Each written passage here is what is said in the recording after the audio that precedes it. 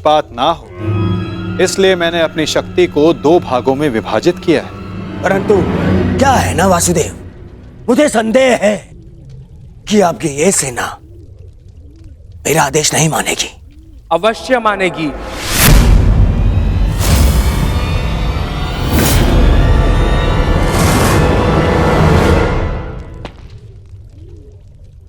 क्योंकि मैं नारायणी सेना का नेतृत्व करूंगा। मैं हस्तिनापुर की ओर से युद्ध में भाग लूंगा और नारायणी सेना का सेनापति बनकर निर्देश दूंगा। अब कोई छल नहीं कर पाएगा और ना ही कोई विद्रोह।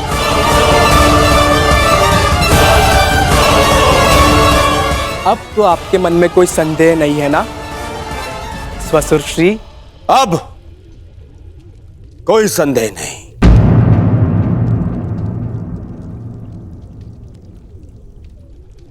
ये विभाजन मुझे स्वीकार है।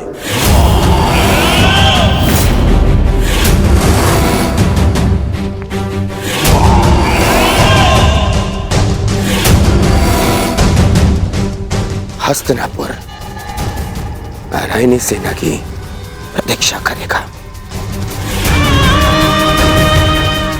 अब मुझे आज्ञा दीजिए, बहुत कार्य शेष है, तैयारियां करनी है। विनम्रता से।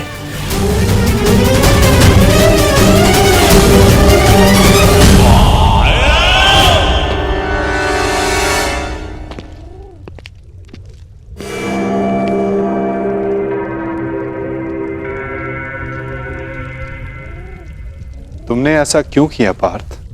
मेरे समर्थन के लिए इतना बड़ा त्याग? मुझे ऐसा कुछ नहीं चाहिए माता जो मुझे आपसे दूर करे। ऐसी नारायणी सेना से क्या लाभ जिसमें नारायण ही ना हो। ये धर्म युद्ध है माता, और धर्म वहीं खड़ा होगा जहां आप होंगे। और धर्म की विजय कोई भी सेना नहीं रोक सकती। आप सदैव हमारे मार्गदर्शक रहे हैं। मुझे विश्वास है कि आप विजय का मार्ग अवश्य दिखाएंगे। मैं प्रतीक्षा करूंगा। मुझे ऐसा सुनकर अति प्रसन्नता हुई अर्जुन। लंबी यात्रा से आए, बहुत थक गए हो, जाकर विश्राम कर लो। कुछ प्रहर बाद चले जा। प्रणिपात।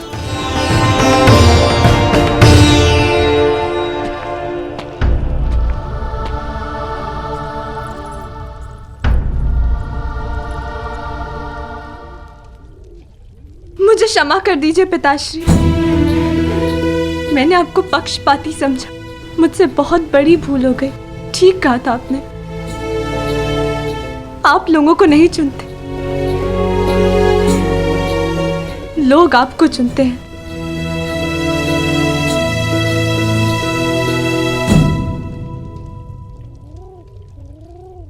हमारा भविष्य हमारे चुनावों का ही परिणाम होता है पुत्री।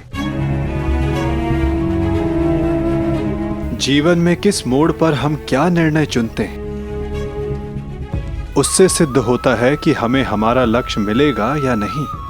परंतु क्या होगा पिताश्री, मैं ऐसा क्या करूं जिससे मेरे पति और मेरे पिता सुरक्षित रहे? कर्म करो लक्ष्मण, फल की चिंता ना करो। तुम्हारे पिता और सांब को उनके कर्मों का फल मिलेगा और अर्जुन को अपने कर्मों का।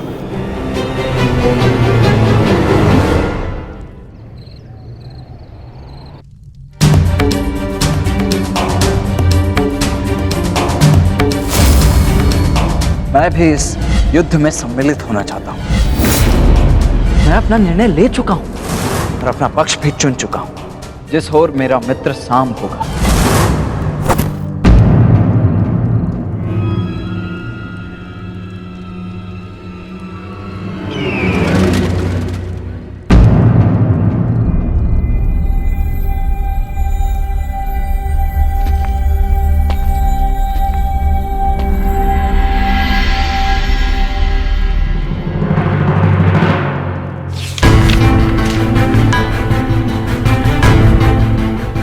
अंगराज, युवराज दुर्योधन द्वारका से हस्तिनापुर लौट रहे हैं और सूचना ये है कि नारायणी सेना दुर्योधन के पक्ष में आ गई है और कृष्ण अर्जुन के पक्ष में है। अंगराज, तुम शीघ्र हस्तिनापुर लौटो। युद्ध हस्तिनापुर की सीमा पर है। गांधार राज शकुनी।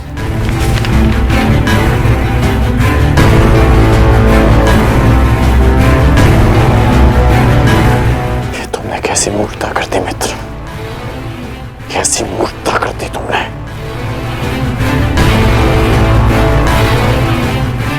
मुझे अभी द्वारका किले प्रस्थान करना होगा।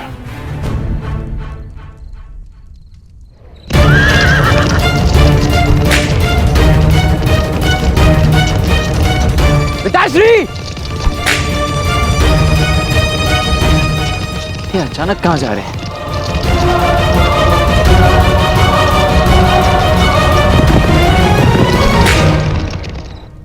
मां?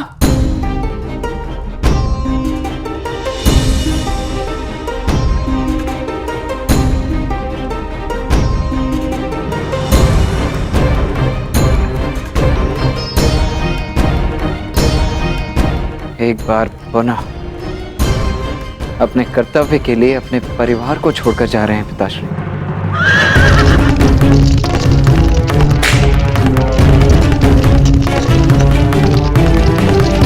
विश्वास नहीं होता, अर्जुन इतना बड़ा मूर्ख है। इतनी सरलता से मुझे नारायणी सेना दे दी। हाँ?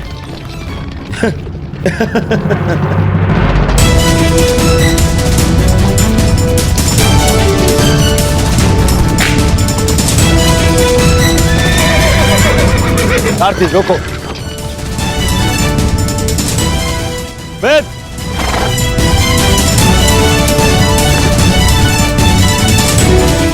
अच्छा हुआ तो मुझे यही मिल गए। मैं सोच ही रहा था कि सबसे पहले ये शुभ समाचार मैं तुम्हें ही दूं। जानते हो मैंने क्या किया है? यही मैं जानना चाहता हूं कि यह तुमने क्यों किया है। प्रतीत होता है कि तुम्हें सूचना पहले ही मिल गई है, परंतु तुम दुखी क्यों? तुम्हें तो प्रसन्न होना चाहिए। मुझे नारायणी सेना मिली है। नारायण के बिना तुम्हें नारायणी सेना मिल गई है। मैंने तुमसे कहा था कि तुम्हें अर्जुन से पूर्व द्वारका पहुंचना है। तुम अर्जुन से पूर्व द्वारका क्यों नहीं पहुंचे मित्र? अरे तुम्हें मिथ्या बोध हुआ है मित्र। अर्जुन से पूर्व द्वारका पहुंचा था। क्या? तो फिर ऐसा क्यों हुआ? अरे क्या हुआ मित्र? कुछ अनुचित नहीं हुआ है, सब हमारे हित में हुआ। हम दोनों को बराबर का अवसर मिला था, कृष्ण या नारायणी सेना चुनने का। उस मूर्ख ने नारायणी सेना छोड़कर कृष्ण को चुना और मैंने भी उसकी मूर्खता के लिए उसे रोका नहीं। और क्यों रोकता? हा? पहले अवसर उसे मिला जबकि पहले मैं पहुंचा था। और तुमने वासुदेव को नहीं चुना। ये क्या किया तुमने? तुमने वासुदेव को क्यों नहीं चुना मित्र?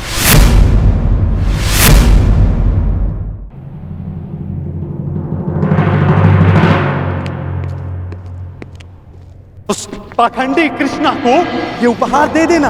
कहना उसको कि उसके पास मेरी एक वस्तु है जो मुझे चाहिए। तुम्हें चिंता करने की कोई आवश्यकता नहीं है मित्र। अब हमारा सामना कोई नहीं कर सकता है। हमारे पास संसार की सबसे बड़ी और सबसे ताकतवर सेना है, नारायणी सेना, जो आज तक कभी पराजित नहीं हुई। और तुम्हें लगता है कि मैंने कृष्ण को ना चुनकर कुछ अनुचित किया है। वो कृष्ण जो इस युद्ध में शस्त्र भी नहीं उठाएगा। मित्र, तुम जानते हो कि नारायणी सेना आज तक अपराजित क्यों रही है? वो अपराजित रही है केवल वासुदेव के कारण। और आज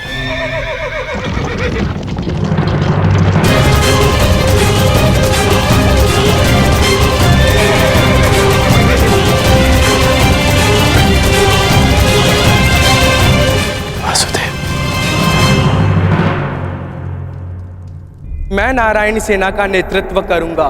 मैं हस्तिनापुर की ओर से युद्ध में भाग लूंगा। अब ना ही कोई छल कर पाएगा और ना ही कोई विद्रोह।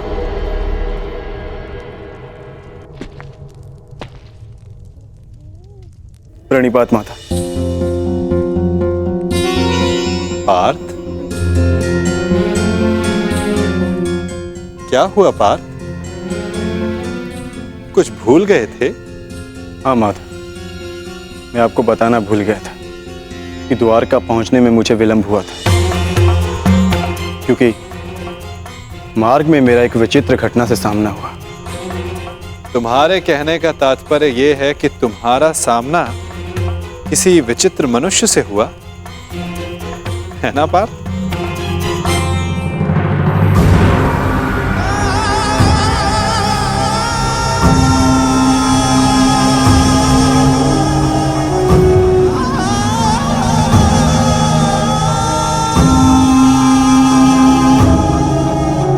मैं यहाँ तुम्हारा ही तो कार्य करने आया था युवराज दुर्योधन। मैं वासुदेव, पौंद्रक वासुदेव। पौंद्रक वासुदेव, यही नाम बताया ना उसने?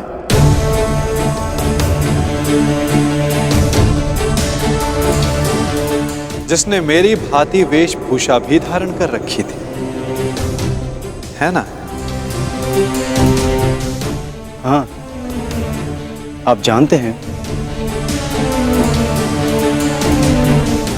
मैं भी कैसा प्रश्न पूछ रहा हूं, भला आपसे क्या छिपा है? परंतु मेरी समझ में यह नहीं आता कि वो पाखंडी आपके रूप में प्रस्तुत होकर सबको भ्रमित कर रहा है और आप शांत। शांति की आशा में कभी कभी शांत बैठना भी पड़ता है पार्थ।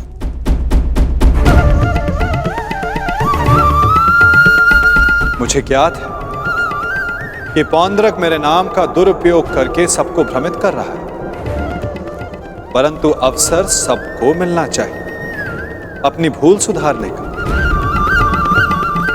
वही अवसर जो मैं सबको देता हूं, वही अवसर जो मैंने शिशुपाल को दिया था, वही अवसर जो मैंने कंस मामा को भी दिया था।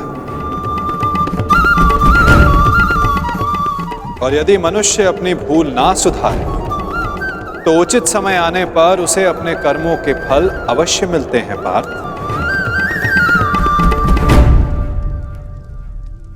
अब तुम मुझे पौंद्रक का संदेश सौंप सकते हो पार्थ।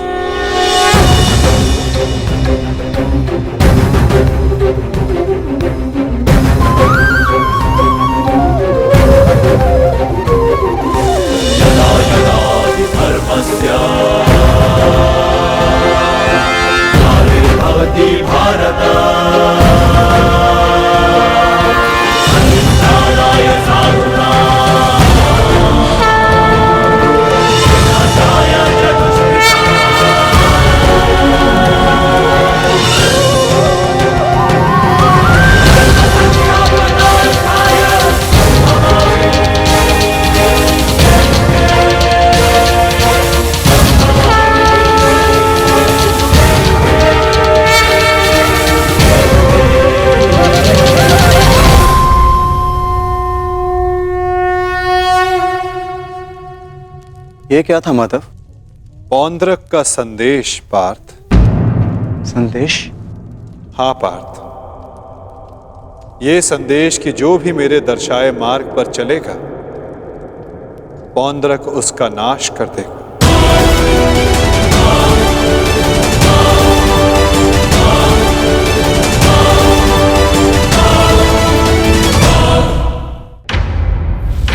ये वासुदेव नहीं है। कौन है ये मित्र? हमारे मित्र का मित्र है ये पौंद्रक, पौंद्रक वासुदेव। इन्हीं की सहायता से मैं अर्जुन से पूर्व द्वारका पहुंचा और नारायणी सेना को अपने पक्ष में कर पाया। इसका श्रेय मामाश्री की तीव्र बुद्धि को जाता है मित्र। उन्हीं ने पौंड्रिक को संदेश भेजा कि वो अर्जुन के मार्ग में बाधा उत्पन्न करे। इन्होंने अर्जुन को रोका और उसी कारणवश में अर्जुन से पूर्व द्वारका पहुंच पाया। अर्जुन को मार्ग से भटकाने का पूरा प्रबंध कर दिया है मैंने। तो तुमने फिर से छल किया। छल? छल मैंने नहीं, उन्होंने किया।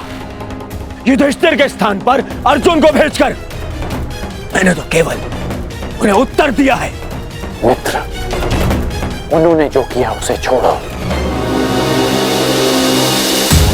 परंतु तुम्हें अवसर मिलने पर भी तुमने वासुदेव के स्थान पर नारायणी सेना को चुना।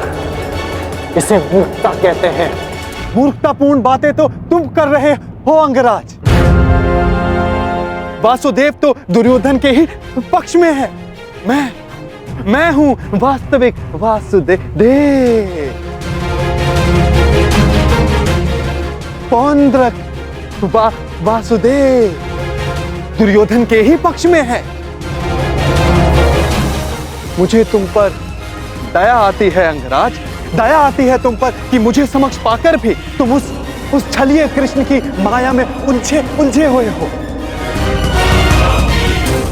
समझ ही नहीं आता कि ऐसी क्या माया डाली उस छलिए कृष्ण ने कि तुम सत्य देखने को प्रस्तुत ही नहीं हो। पौंड्रक,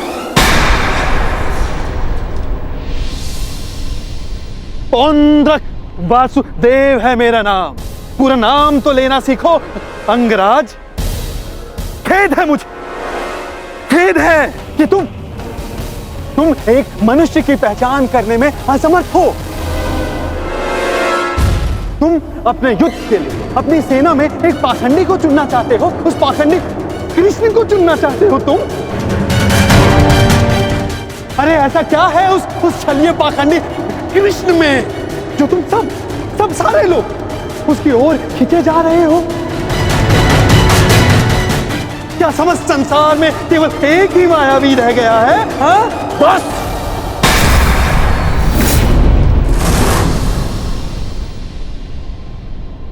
बस तुम करो मित्र, बस।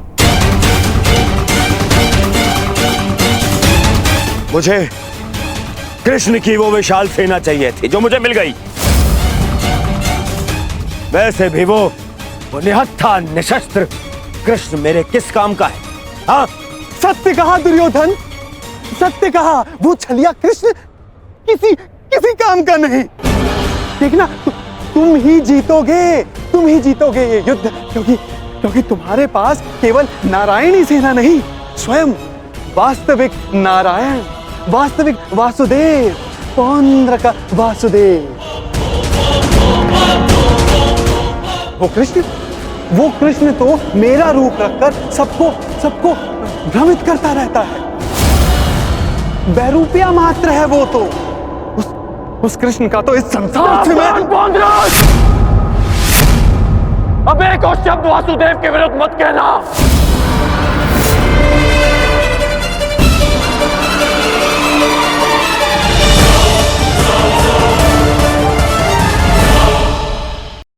वो कृष्ण तो मेरा रूप रखकर सबको भ्रमित करता रहता है। बैरूपिया मात्र है वो तो। उस कृष्ण का तो इस संसार से मैं अब एक और शब्द वासुदेव के विरुद्ध मत कहना, अन्यथा क्या अंगराज? हाँ? मार डालोगे मुझे? मार डालोगे?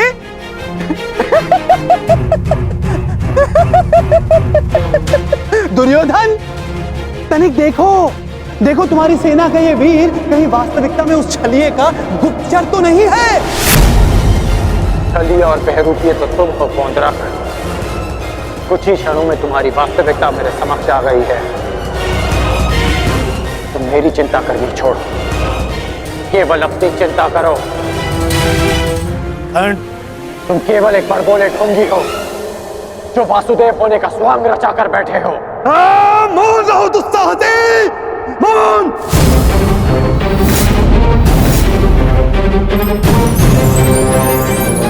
तेरा इतना दुस्साहस कि तू मुझे पौंद्र का वासुदेव को ढोंगी कहता है, मूर्ख। शांत हो जाओ मित्र, शांत हो जाओ। पौंद्र, कांड का यह तात्पर्य नहीं था, मेरा यही तात्पर्य था। ये ढोंगी है।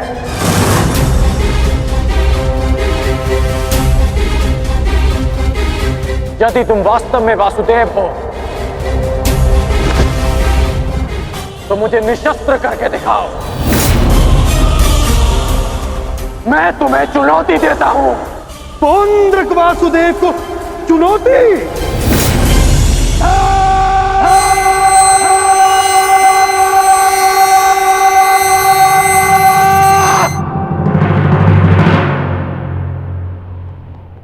ऐसे खड़े खड़े देख क्या रहा है तू, मूर्ख? हाँ, मेरे साथ युद्ध कर। मेरे हाथों मरेगा, तुझे मोक्ष मिलेगा। हाँ, जिस प्रकार आज मैं तेरा अंत करने वाला हूं, उसी प्रकार मैं उस कृष्ण का भी अंत करूंगा, उस रणछोड़ का। जो रासलीला के नाम पर स्त्रियों को भ्रमित करता है, जो बाल क्रीड़ा के नाम पर स्त्रियों के वस्त्र चुराता है, जो स्वयंवर से स्त्रियों का हरण करता है, उस कृष्ण का पक्ष ले रहा है तू। उसके लिए तू मुझसे युद्ध कर रहा है। उस कृष्ण का भी मैं वध करूंगा, पहले तेरा, उसके बाद उसका। अब तुम्हें सीमा पार करती है।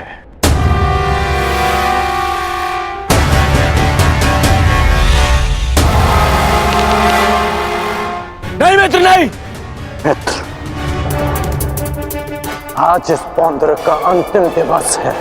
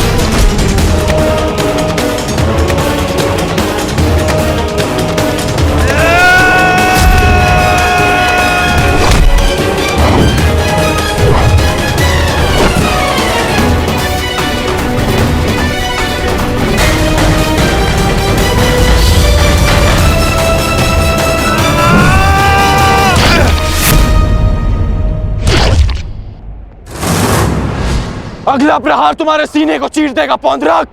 क्षमा मांगो।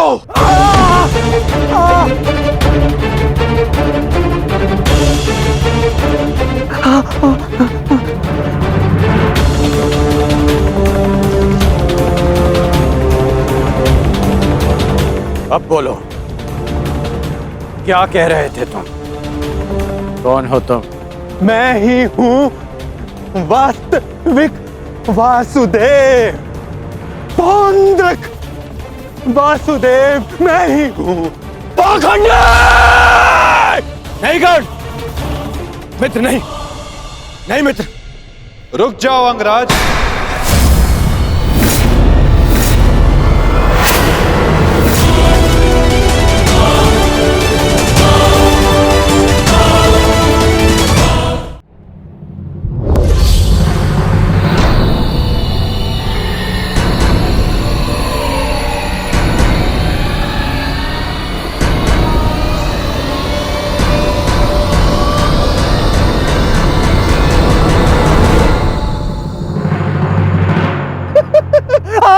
आ गया तू, चलिए आ गया।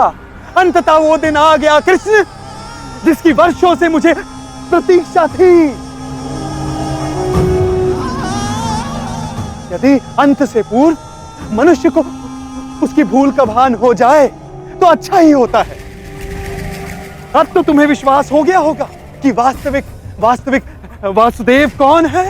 मैं ही हूं वास्तविक वासुदेव। पौंद्रक वासुदेव, इसलिए जिसका अधिकार आरंभ से केवल मेरा है। मुझे मेरा दर्शन चक्र दे दो कृष्ण। देने ही तो आया हूं तुम, परंतु चेतावनी, मैं तुम्हें बहुत अवसर दे चुका हूं पौंड्रक। तुम्हारे पाप का घड़ा भरता जा रहा है पौंड्रक। अब मेरा स्वांग रचना बंद करो। चुप कर छलिया कृष्ण। तू ढोंग, तू छलिया मुझे बताएगा कि अब मुझे क्या करना चाहिए और क्या नहीं। जो तुझे देव मानते हैं ना, वो सब दृष्टिहीन है और बुद्धिहीन भी। परंतु मैं नहीं हूं। अपने सहयोगियों को धैर्य की महिमा समझाओ दुर्योधन। युद्ध प्रारंभ होने में अभी समय शेष है और समय से पूर्व युद्ध को आमंत्रण देना सर्वनाश को आमंत्रित करने के समान होता है दुर्योधन। क्योंकि इस समय मैं अस्त्र ना उठाने के लिए बंधित नहीं हूं। मनुष्य को खाई में गिराने के लिए उसका केवल एक पग पर्याप्त होता है पौंड्रक। अभी अभी मैंने कर्ण को रोककर तुम्हें मृत्यु के मुख में जाने से रोका है। कदाचित तुम्हारा अगला पग तुम्हारा अंत ना रोक पाए पौंड्रक।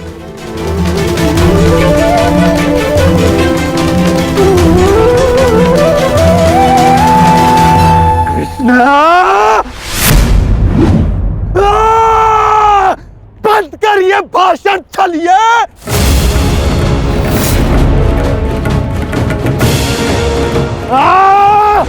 छलिए पाखंडी, आज मैं तेरा अंत करके ही रहूंगा कृष्ण। धैर्य रखो मित्र, क्रोध मुझे भी आ रहा है। अपने क्रोध को युद्ध के लिए बचा के रखो।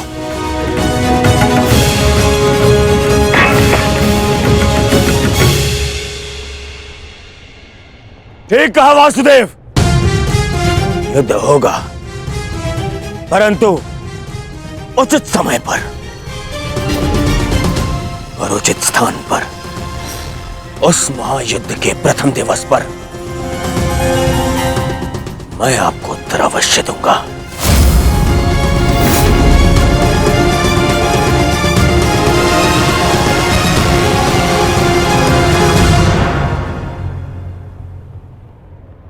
तुम चोटिल हो मित्र, आओ तुम्हें तुम्हारे शिविर पर छोड़ दूं। आओ।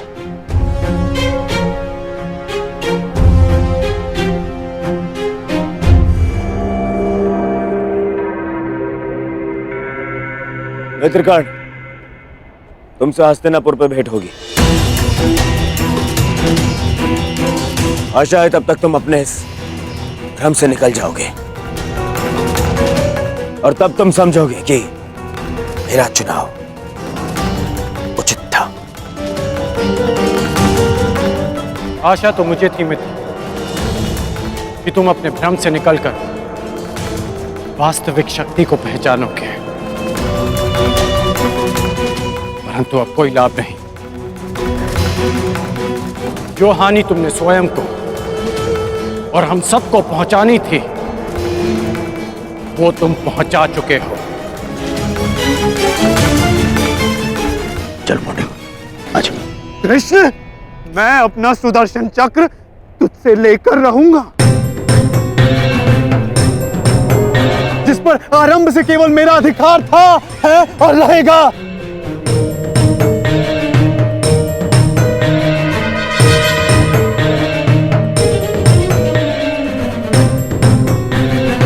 चलो सारथी।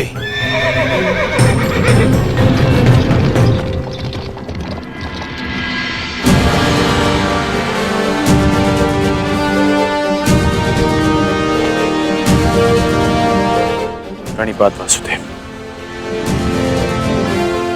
आज्ञा दे। इतनी भी क्या शीघ्रता मित्र?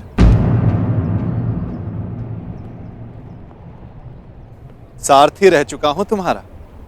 आज भी अपने रथी का मन पढ़ सकता है ये नटवर। समझता हूं कि तुम व्यथित हो। क्या अपने मन की बात अपने सारथी से नहीं कहोगे तुम?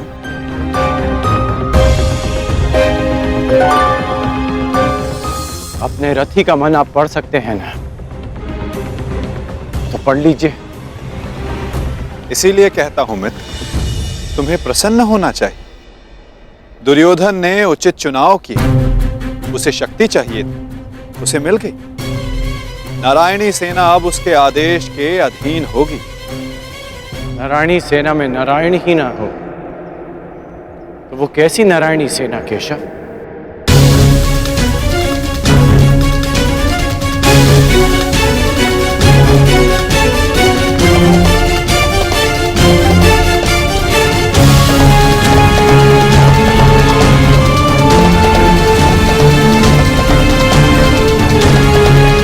जो दुर्योधन ना पहचान सका वो आप जानते हैं, और उसे मैं भी देख सकता हूं। जिस क्षण उसने आपको त्याग कर सेना को चुना, उसी क्षण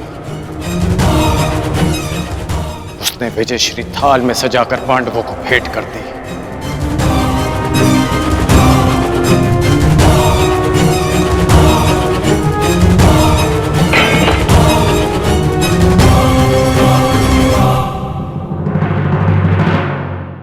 तुम्हें ऐसा क्यों लगता है मित्र? नारायणी सेना दुर्योधन के अधीन होने से उसकी शक्ति में वृद्धि अवश्य हुई है। तुम्हें नहीं लगता कि अर्जुन ने भूल की? क्या मिला उसे निहत्थे कृष्ण को चुनने से? जिसके हाथ के संकेत से सृष्टि बनती है और बिगड़ती है, वो कैसे निहत्था हो सकता है वासुदेव?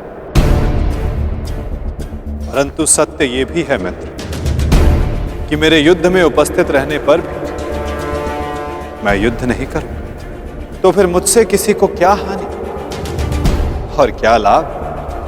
सबसे बड़ा अस्त्र तो आप चला चुके हैं, स्वयं को दुर्योधन के विपक्ष में रखकर। आप ही कहते हैं ना कि निर्णय ना लेना भी कभी कभी सबसे महत्वपूर्ण निर्णय होता है, कि हम पक्ष ना चुनकर भी कभी कभी पक्षपात कर जाते हैं, भले ही संसार ना देख पाए। परंतु मैं जानता हूं कि आपने पक्ष लिया है वासुदेव।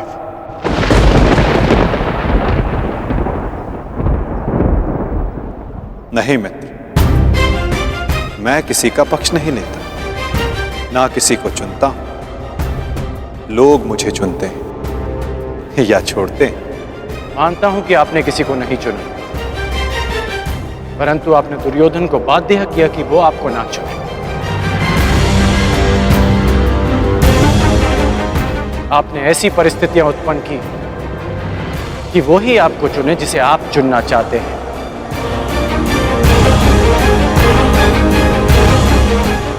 क्या ये एक प्रकार का पक्षपात नहीं वासुदेव? तुम्हारी यही प्रवृत्ति मुझे भाती है मित्र, और तुम्हें सबसे भिन्न बनाती है। तुम बुद्धिमान हो और स्पष्टवादी भी।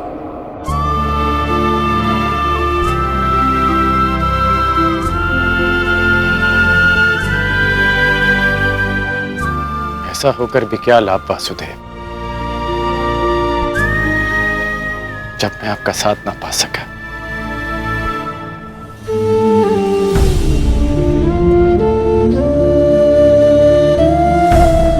कितने वर्ष हो गए हमारी भेंट को?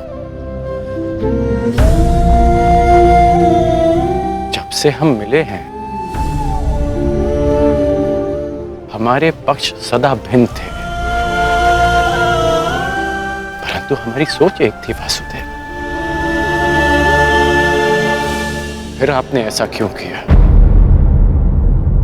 मैंने ऐसा क्या किया मित्र?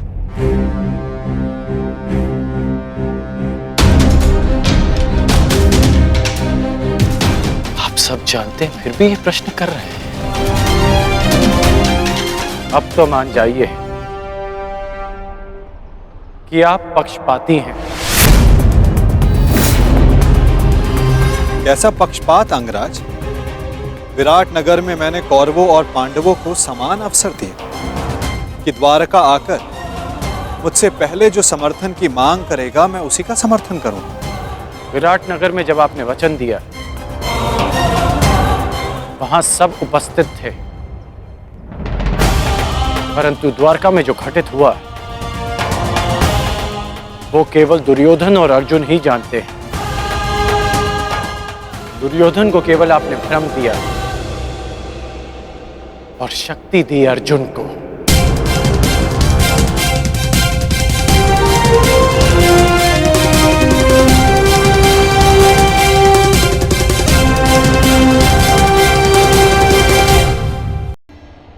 द्वारका में जो घटित हुआ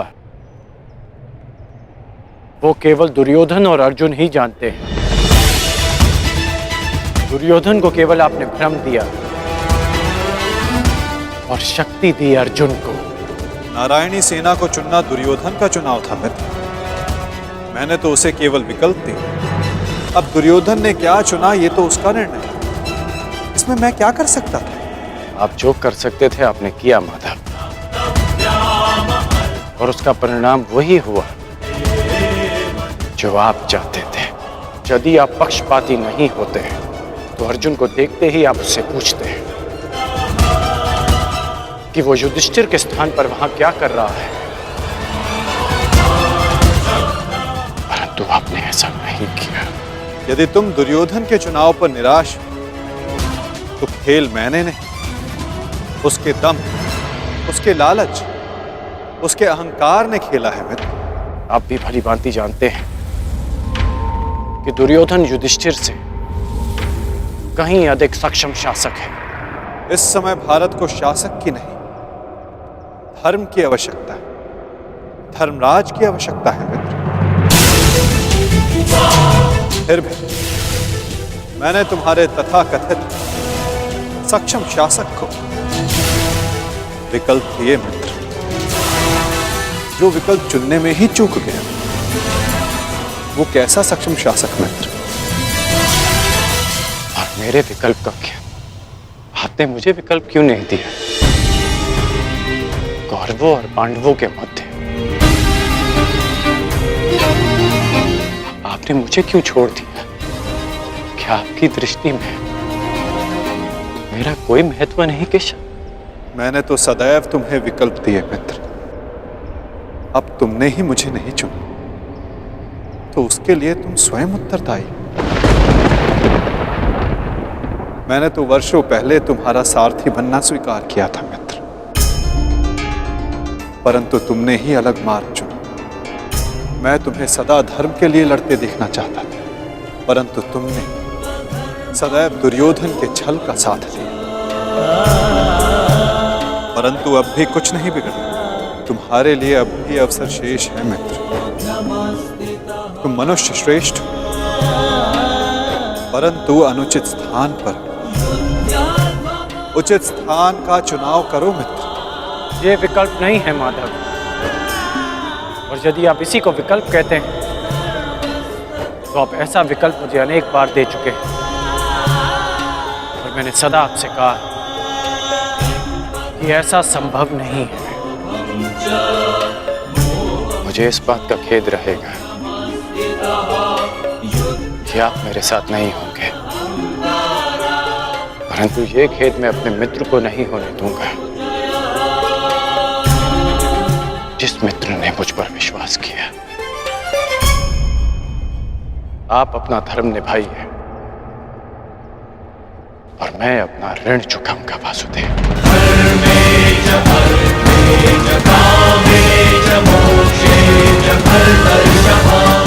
युद्ध में भेंट होगी। प्रणिपात वासुदेव।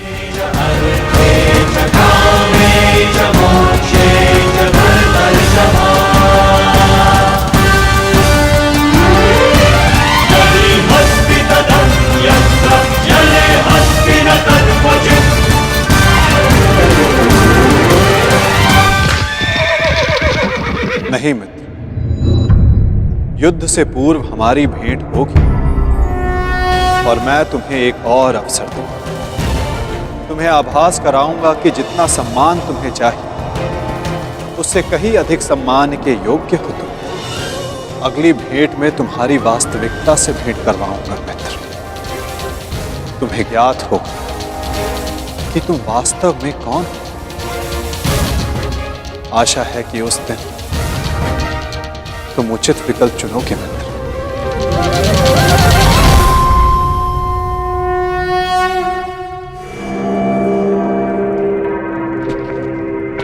अमश्री,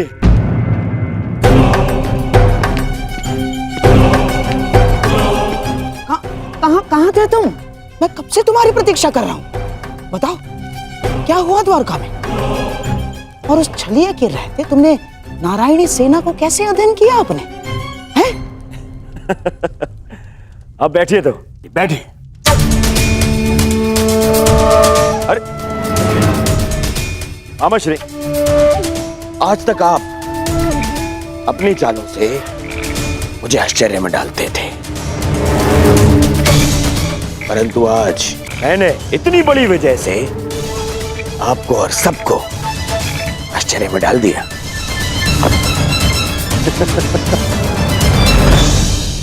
सब इतने प्रसन्न है मेरे इस निर्णय से, सवाए मेरे मित्र कर्ण के। समझ में नहीं आता उसे अभी भी ऐसा क्यों लगता है कि मुझे सेना को छोड़ के उसने हत्या कृष्ण को चुनना चाहिए था।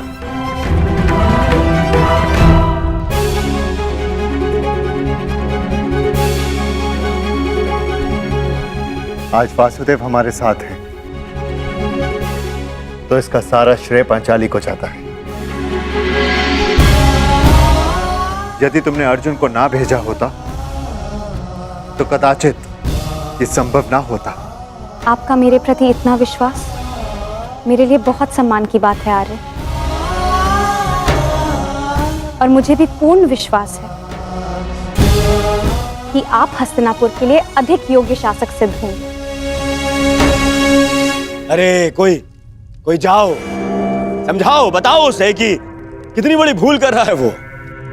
भूल तो तुम कर रहे हो दुर्योधन।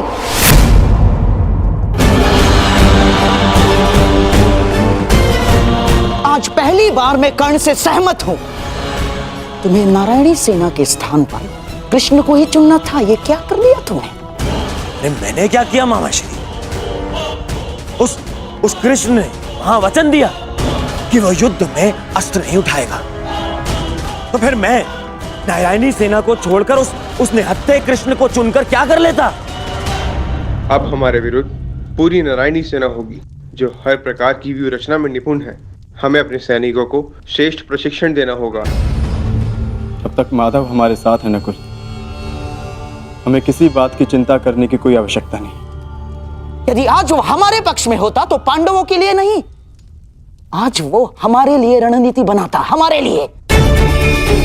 उसका वास्तविक अस्त्र तो उसकी नीति ही है। वो कृष्ण कोई साधारण मनुष्य नहीं है ना। अरे महामायावी है वो, महामायावी। वो समय को अपने मुताबिक चलाना जानता है, और इतना ही नहीं, वो अपने पक्ष के अनुसार परिस्थितियां भी बदल देता है। समझ गए? इसीलिए हम आरंभ से चाहते थे कि पांडवों से कैसे अलग कर दिया जाए उस छलिए को, परंतु तुमने इतना बड़ा अवसर गवा दिया। क्या किया ये है? क्या कर दिया ये तुमने? अरे समझ में नहीं आता है मुझे, क्यों सब उस कृष्ण से इतना भयभीत हैं? क्यों?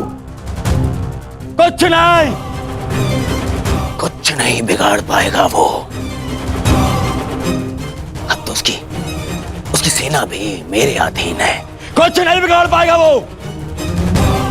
देखो दुर्योधन, अब इस बात पर वाद विवाद करके समय व्यर्थ करने से कोई लाभ नहीं। जो हानि होनी थी वो तो हो चुकी। अब इस हानि की भरपाई करने का समय आ गया है। उचित कहा आर्य। अब चाहे जो हो जाए, कौरवों की पराजय निश्चित है, क्योंकि ये धर्म युद्ध है। विजय धर्म की ही होगी, और वासुदेव के हमारे पक्ष में आने के साथ साथ न्याय और धर्म भी हमारे पक्ष में है। विजय हमारी होगी।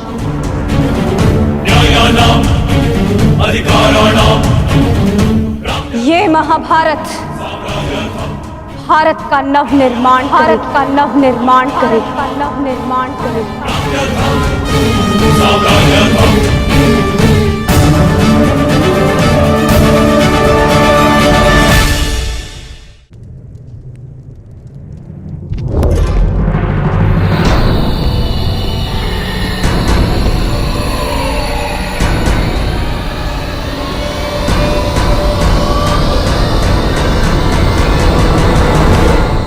अच्छा हुआ कर्ण, तुम आ गए। हम तुम्हारी प्रतीक्षा कर रहे थे। हाँ, सभा का आरंभ मैं सबसे पूर्व महाराज धृतराष्ट्र को राजकुमारी लक्ष्मणा के विवाह की बधाई देकर करना चाहता हूं। बधाई हो महाराज। और हाँ, अत्यंत खेद के साथ मुझे ये भी कहना पड़ रहा है कि ये अंतिम शुभ अवसर था जिसमें सारे कुरुकुल ने भाग लिया। हाँ, क्या पता इस युद्ध के पश्चात कौन जीवित रहेगा और कौन नहीं।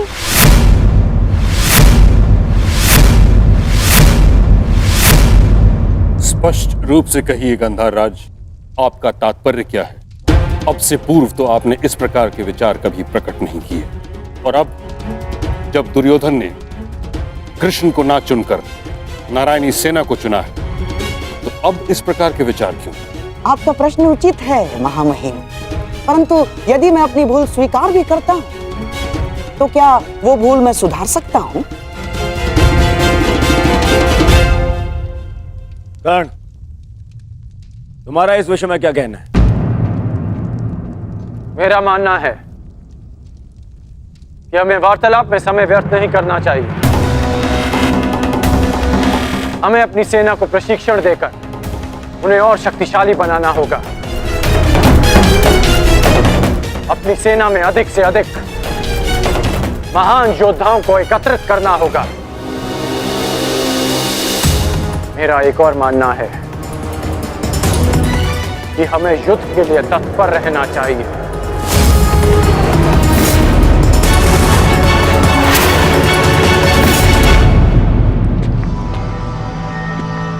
क्या तुम्हें भी यहां उपस्थित होने के लिए कहा गया? हाँ भ्राताश्री, मुझे प्रहरी ने निद्रा से उठाकर संदेश दिया कि हमें शीघ्र ही यहाँ उपस्थित होना है। परंतु क्यों और किसके आदेश पे? ये आदेश मैंने दिया है।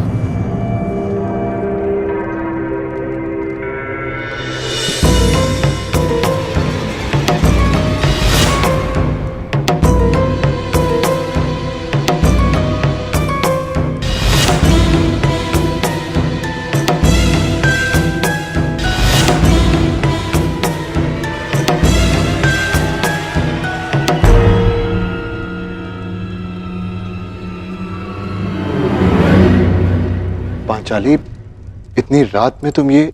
क्योंकि ये समय सोने का नहीं है धर्मराज, जागने का है।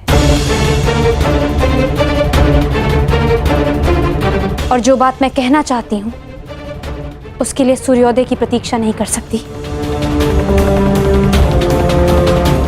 ऐसा क्या है पांचाली?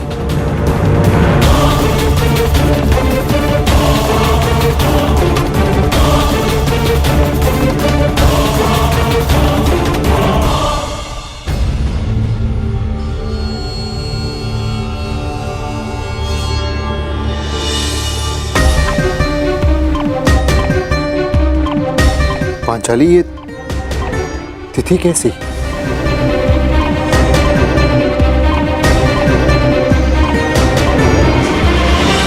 ये वो तिथि है आर्य जिस दिन हम कौरवों के विरुद्ध युद्ध आरंभ करेंगे।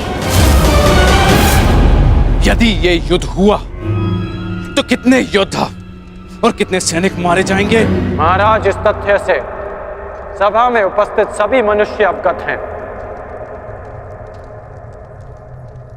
हाँ, ये भी तो हो सकता है कि हम में से किसी को युद्ध में जाने की आवश्यकता ना पड़े।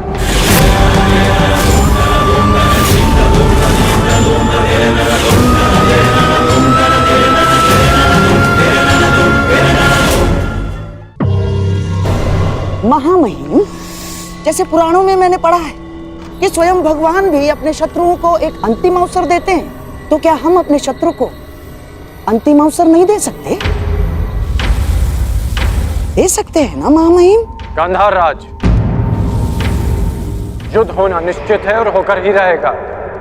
और इसकी उल्टी गिनती प्रारंभ हो चुकी है।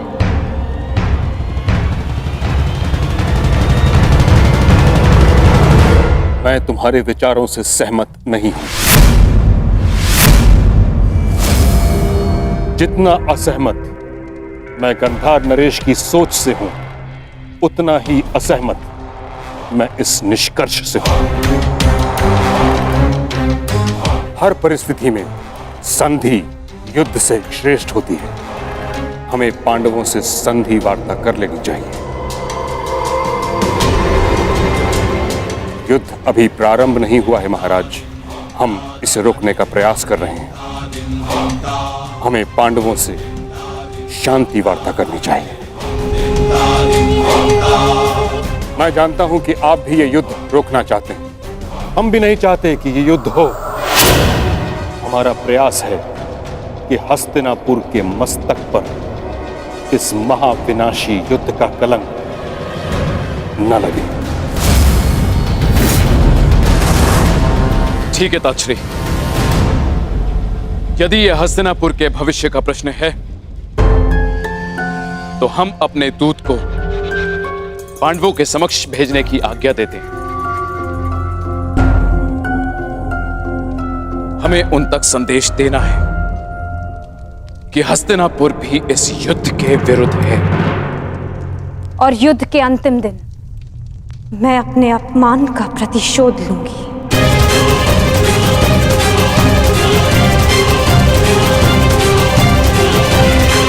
जिस दिन दुर्योधन का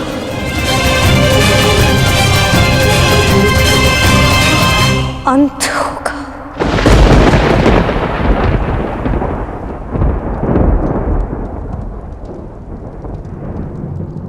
महाराज, ऐसे ये मेरा अंतिम निर्णय है कर्ण। हमें अपनी ओर से एक प्रतिनिधि चुनना होगा। क्या आपके मस्तिष्क में कोई नाम है महाराज? संजय,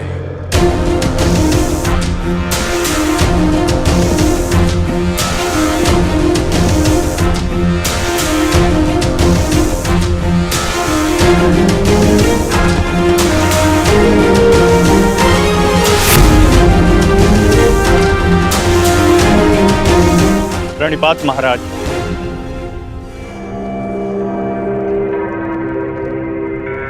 मुझे भी संजय के साथ जाने की आज्ञा दीजिए महाराज।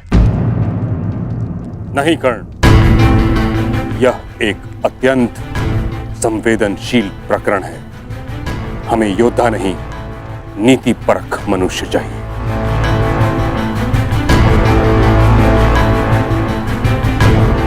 विदुर, तुम संजय के साथ जाओगे।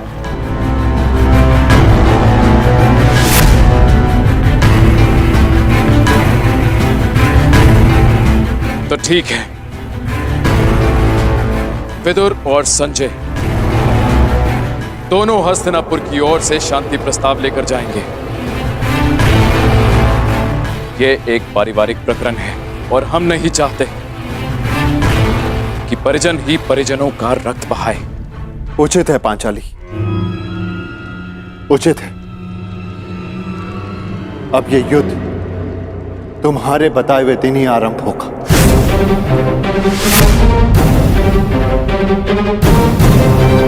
और इसका संदेश हम कौरवों तक पहुंचा देंगे।